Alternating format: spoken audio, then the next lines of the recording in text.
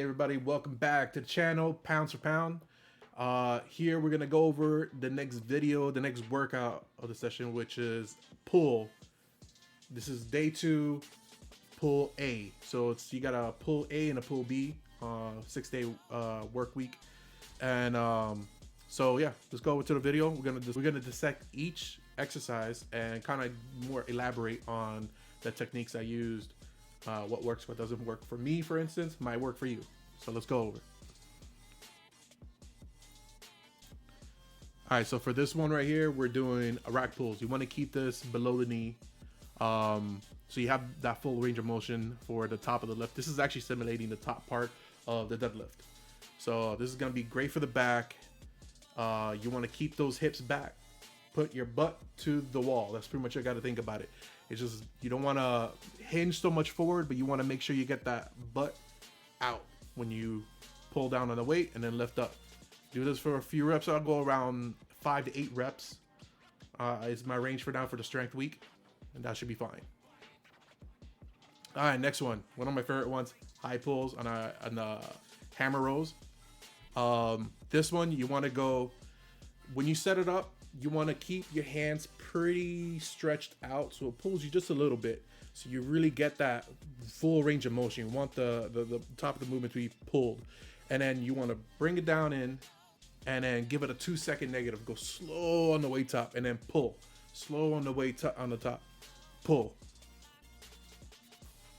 Nice and controlled, controlling the eccentric, controlling the negative part of the movement, and get that full stretch at the end, going all the way across and then back in, keeping the back straight. This one you want to go about, let's say 8 to 12 reps on this one. Now next one we're going to do low rows on this machine. Same idea. You want to go slow on the negative, keep back straight, and get that pull at the bottom. So you always want to get that pull at the bottom, even if you kind of hunch over your back just a little bit, and then bring it back all the way back. Slow and controlled. It's the best way. You don't need a lot of weight for these. I'm telling you, don't let your ego get the best of you. Just, if you do this with a 2-second negative, you don't need a lot of weight to get the results you need. This gets my backfired for 2 days straight after. Slow and controlled. There you go. Feeling it right there. All right, next one. We go to the row machine. Now, this one, I kind of switch it off between the cable rows and then this machine. Depends how I feel that day. But what I like about this, you can play with the hand grips. So this one, same idea. Keeping your back straight.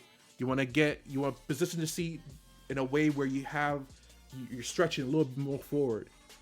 So now, you don't want no slack in your arms. You want to get a little bit more pull. And then that way, when you bring it back, you pause for a second and then slow and controlled and let that pull you just a little bit forward and then bring it back. So here, as you can see, I was playing with the hand grip. So I tried this way, see how it feels. Sometimes you play around with it. On these type of exercises, my grip strength is not that great. And if that's a limiting factor, get straps, use straps. Right now, you're not working on your grip strength. You're working on your muscle. So some might say differently, to each their own. But for me, if I'm trying to work my back, I don't want my grip to be the limiting factor where at the end of the day, my forearms and my grip is sore and I don't feel anything in my back. So I'd rather get the straps and get the workout in correct. All right, next one. Now we're gonna do biceps pull. So this one, you're gonna same technique. You're gonna slow on the way down, bring it all the way up, full range of motion. Now what I like to do is actually bring my arms out a little bit forward instead of down, just a little bit forward, so you get the full stretch. You want to step back so you have that tension on the cable, on the weight, and then bring it in and slow and controlled. You want to always have that tension at the bottom, so you get the full range of motion. And as long as you do this nice and controlled, don't try to rush it, don't try to bang it out. Just slow and controlled, 2-second negative. That's all you need.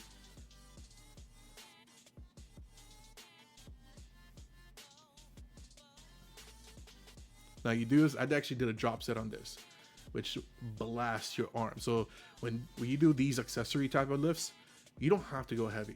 Slow and controlled, do like drop sets, maybe even a triple drop set if you want to, work out even more. But this, man, you feel it. I use 70 pounds, drop it down to 50 pounds, drop it down to 30 pounds. Trust me, your arms are gonna be blasted for 3 sets.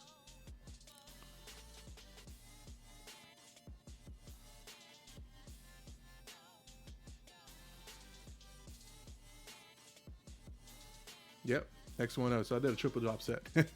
So 30 pounds right here. My arms are already feeling it, but still trying to beat it out. And I think I did about 12 to 15 reps in each, if I remember correctly. 2 sets, triple drop set, 12 to 15. So like I said, you don't need a lot of weight on these. This is more than enough. Later on, when you do the progression, like after a couple of weeks, like 1 or 2 weeks, more weight.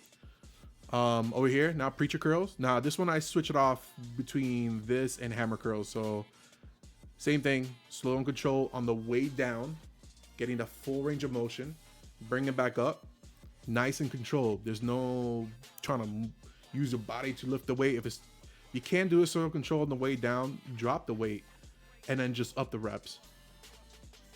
So over here, I'm going to be doing the same thing, 8 to 12, 12 to 15, depending on what I'm trying to go for that day. 2 to 3 sets. And then after, let's say 2 weeks, either add another set on main muscle groups the main exercise you're trying to focus on, or add more reps.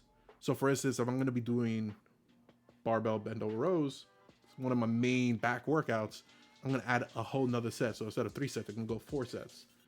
Now for these accessories, I might, instead of doing another set, I might do maybe at most 3 sets, but then up the range like 15 to 20 reps, especially in accessories. Like my biceps work more on higher reps than doing heavy.